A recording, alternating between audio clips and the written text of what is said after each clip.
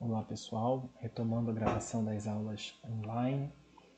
Hoje a gente vai falar sobre a geopolítica das Américas, né, começando pela América do Sul. Né, então, se no século XIX, né, o principal foco de questões geopolíticas envolvia a Bacia do Prata, né, que envolvia Uruguai, Argentina, Paraguai, Bolívia e Brasil, deu origem à Guerra do Paraguai, teve a guerra entre Bolívia e Paraguai no Chaco, enfim. Né? Se no século XIX as questões geopolíticas estavam muito relacionadas à Bacia do Prata, né, nessa região aqui, hoje no século XX, né, esse foco geopolítico ele foi transposto para a Amazônia. Né? Boa parte do território brasileiro está na Amazônia, né? Os países todos do norte da América do Sul também têm trechos de Amazônia, trechos importantes. Então é uma questão que envolve toda a dinâmica geopolítica da América do Sul, a preservação da Amazônia. Né? Um primeiro fator de instabilidade geopolítica é o crime organizado. Né?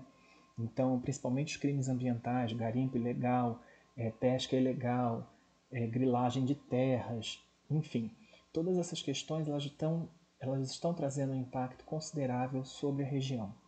A gente viu agora a questão dos Yanomami, que ficam concentrados nessa região entre Venezuela e Brasil, pegando trechos de Roraima e Amazonas. Né? Isso é apenas uma amostra daquilo que acontece em todos esses países que têm a Amazônia. Né? Então é uma área muito rica em diversos minerais, né? Diversos minérios, mais adequadamente minério, que é o mineral com valor econômico. Então é uma área muito rica em minérios, muito pouco explorada ainda, mas que de certa forma tem um impacto muito importante sobre o futuro da Terra por conta das mudanças climáticas, das questões climáticas, né, que afetam, hoje já afetam, né, mas que tendem a ser mais relevantes daqui a algumas décadas. Então, preservar a floresta, né, e trazer desenvolvimento econômico, qualidade de vida para as pessoas que moram na Amazônia brasileira é uma questão ainda, né, que está em aberto, não está resolvida.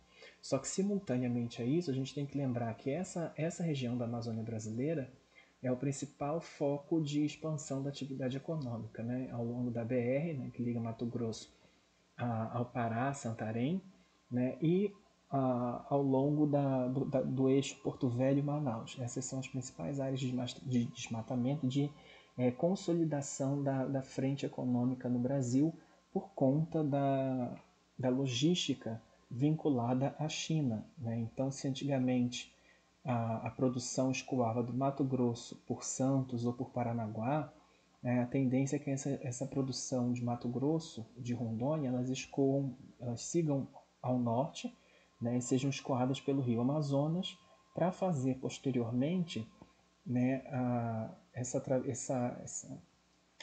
circulação, né, da foz do Amazonas, passando pelo canal do Panamá e indo até a China. Né? Então isso é um fator que tende a agravar, né, o equilíbrio ambiental e as questões relacionadas ao desmatamento nessa região. Né? Uma outra possibilidade é a integração leste-oeste da América do Sul, também visando a conexão com a China. Né? Então, como interligar, como conectar, né, o Pacífico ao Atlântico por meio de ferrovias e rodovias. Isso também é uma questão. Então, essa adequação da atividade econômica da América do Sul, né, se antes ela foi centrada nos mercados europeu e norte-americano, por exemplo, a tendência é que ela tenha um direcionamento para o mercado chinês. Né? Então, isso vai fazer com que haja esse reordenamento logístico no Brasil, na Amazônia brasileira, né? Em vez de sair do Mato Grosso para os estados do Sul e do Sudeste para ser escoada, ela sobe para o norte, para o próprio Amazonas.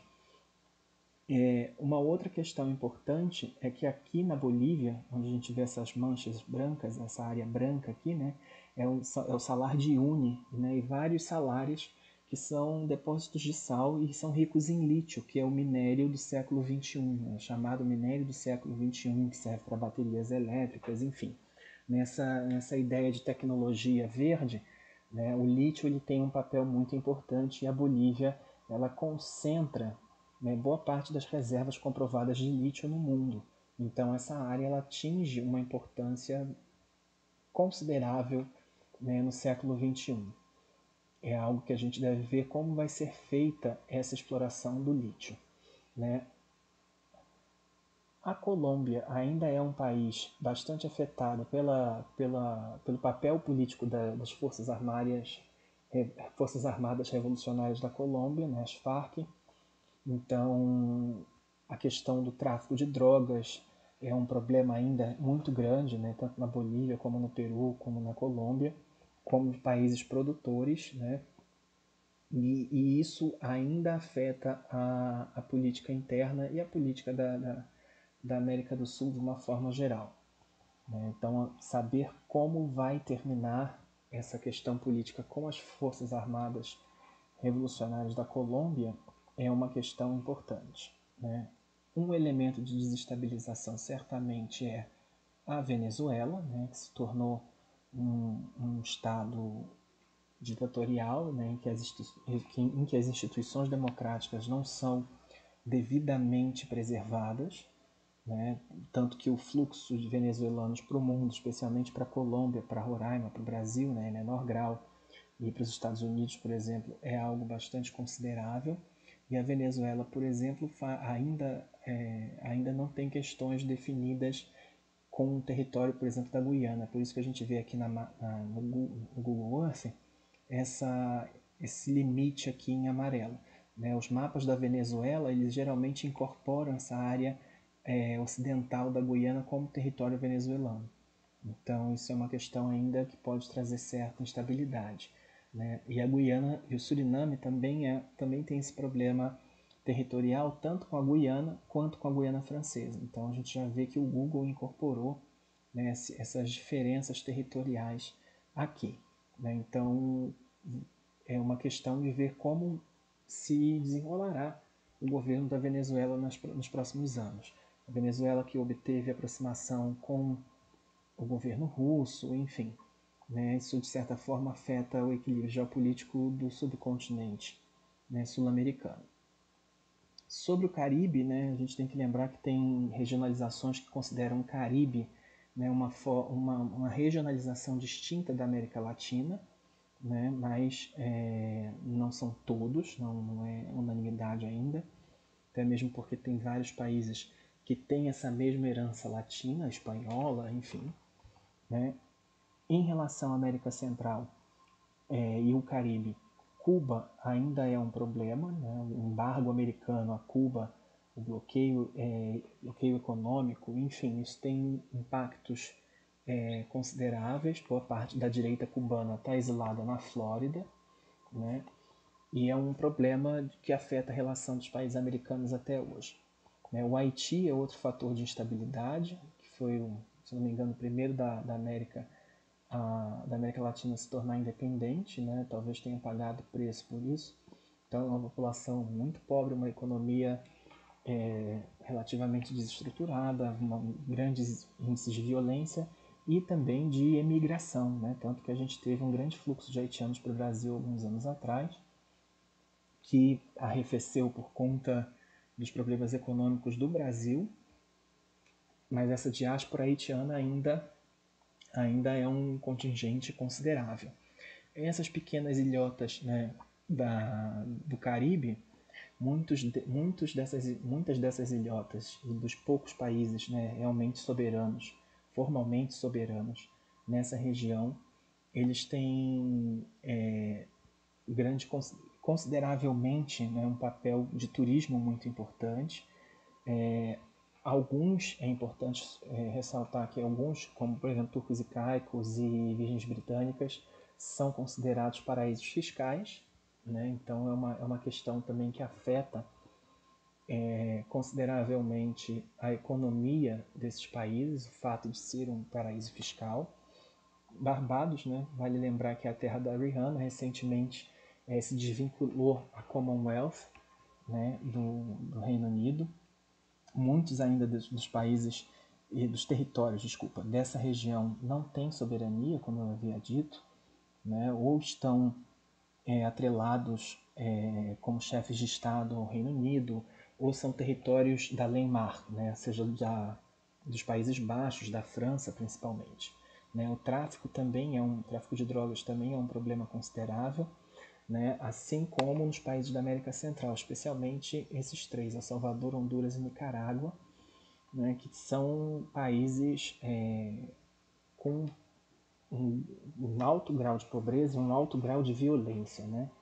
A gente de vez em quando vê reportagens que falam sobre essa violência, que também acomete algumas regiões do México. Vou colocar aqui o norte bonitinho. Né? Então essa violência ela decorre por conta de ser um entreposto, né, dos países produtores para o país consumidor das drogas, principalmente cocaína, né, que vai para os Estados Unidos, e a economia frágil desses países também está muito vinculada, muito relacionada ao papel que as empresas americanas exerceram como empresas de plantation, né? Por isso que se cunhou a expressão República de Banana, né, de bananas. Então é uma questão que ainda hoje tem um peso muito grande na vida cotidiana dos moradores desses países da América Central. Né? Uma ilha de prosperidade é a Costa Rica, é uma exceção. O Panamá também tem essa questão do canal, que é muito importante, que está atrelado diretamente, deixa eu diminuir o zoom, que está atrelado diretamente à própria formação territorial dos Estados Unidos. Né? Então, até ser construída a primeira ferrovia transcontinental que ligava a costa leste à costa oeste dos Estados Unidos, boa parte desse fluxo ele era feito de navio até o Panamá, tanto que o Panamá vai se tornar independente por pressão dos Estados Unidos, né, com participação direta dos Estados Unidos nesse movimento de independência do Panamá.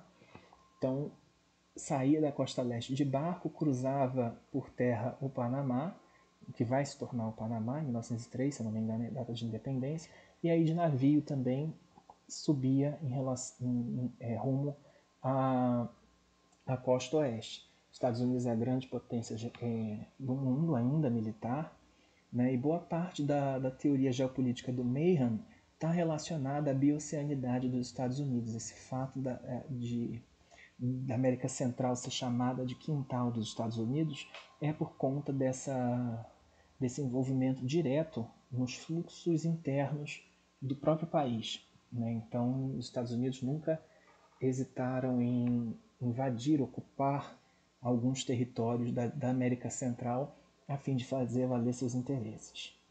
Né? E o Canadá, né, tem uma política importante e relevante em relação aos povos originários, que infelizmente ainda não chegou ao Brasil, né, esse modelo de, de respeito, né, aos povos originários, enfim, ele ainda precisa chegar a terras brasileiras. Né, mas o Canadá tem algumas experiências importantes, contemporâneas, recentes, de respeito à identidade desses povos, à própria manutenção de vida dessas pessoas. Então é isso, pessoal. Depois a gente volta novamente com outros vídeos de geopolítica para terminar os continentes do mundo.